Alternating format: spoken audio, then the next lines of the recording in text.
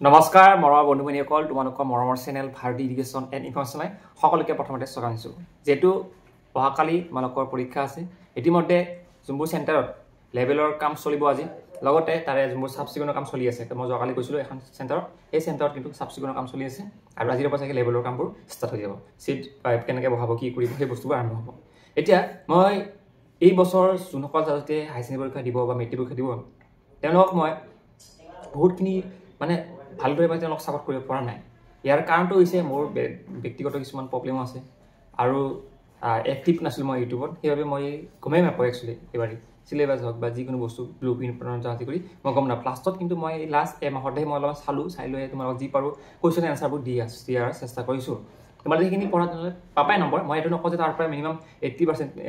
70% 50% common পৰিব নকওঁ সেইবোৰ অলপ ইম্পৰ্টেণ্ট বুলি চাব পৰা বা সেনেকুৱা ধৰণৰ কুৱেশ্যনবোৰ আহি থাকে পৰীক্ষা এতিয়া কথাটো হ'ল যে অহাকালি এক্সামৰ বাবে তোমালোকে নিজকে ভালদৰে প্ৰস্তুত কৰাৰ কাৰণে চেষ্টা কৰা যি পাৰিছা আকৌ অলপ ৰিভাইজ দিয়া নতুনকৈ আৰু বেলেগ বস্তু পঢ়াৰ উদ্দেশ্য নাই ঠিক আছে বেলেগে পঢ়িলে তোমালোকে কি হ'ব প্ৰব্লেম হ'ব যোনবোৰ পঢ়িছিলা এইবোৰো কি হ'ব তোমালোকৰ ব্ৰেইনৰ পৰা একেবাৰে ডিলিট হৈ যাব তো সেইটোৰ কাৰণে যিখিনি পঢ়িছিলা সেইখিনিকে তোমালোকে অলপমান ৰিভাইজ দিয়া যাতে নিজে পঢ়ি লিখি পঢ়া বহুত ছাত্ৰজীয়ে ইংৰাজীত ভয় খায় ইংৰাজীত ভয় সকলোৱে খায় বহু খাওঁ চবেই খায় বাৰু কিন্তু ইংৰাজী ভয় নোখোৱাৰ বাবে এটা ঠিক আছে যাতে তোমালোকে পঢ়ি পেলাই 10 বাৰ লিখিলে কি হ'ব তোমালোকৰ সেই পঢ়াবোৰ মনত থাকিব চ' সেইটোৰ কাৰণে তোমালোকে এই ইংৰাজীবোৰ অলপ ভালকৈ পঢ়ি পেলাই 10 বাৰ লিখিলে তোমালোকৰ ভাল হ'ব কিন্তু এতিয়া সময় নাই হাতত কিন্তু মই এটা কথা কৈছোঁ যে তোমালোকে এই ইংলিছ এক্সামৰ বাবে গ্ৰামাৰখিনি অলপ ভালকৈ গ্ৰামাৰখিনি ভালেখিনি নম্বৰ থাকে তোমালোকে যদি চেণ্টেঞ্চ হওক বা টেন্স হওক তাৰপিছত তোমালোকৰ নেৰেশ্যন হওক বা তোমালোকৰ যিবোৰ চেণ্টেঞ্চ থাকে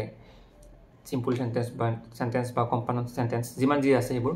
বা প্ৰিপজিশ্যন হ'ব সেইবোৰ যদি ভালকৈ চোৱা তেনে তাৰ পৰা ভালকৈ নম্বৰ আহে এতিয়া আহিল কিছুমান টেক্সট বুকৰ লং কুৱেশ্যন আহে 5 মাৰ্কছৰ বা 7 মাৰ্কছৰ এই 5 মাৰ্কছৰ বা 7 মাৰ্কছৰ কুৱেশ্যনবোৰ ইমানকেইটা কুৱেশ্যন মুখস্থ কৰাটো অলপ সম্ভৱ নহয় এইটো সম্ভৱ সেইবাবে কি কৰা এই পাঠৰ যোনবোৰ চামাৰি পাঠটোৰ যোনটো মূল কথা এই মূল কথাখিনি মুখস্থ কৰিলে এই পাঠটোৰ যিকোনো কুৱেশ্যনে তোমালোকে এনচাৰ কৰিব পাৰিবা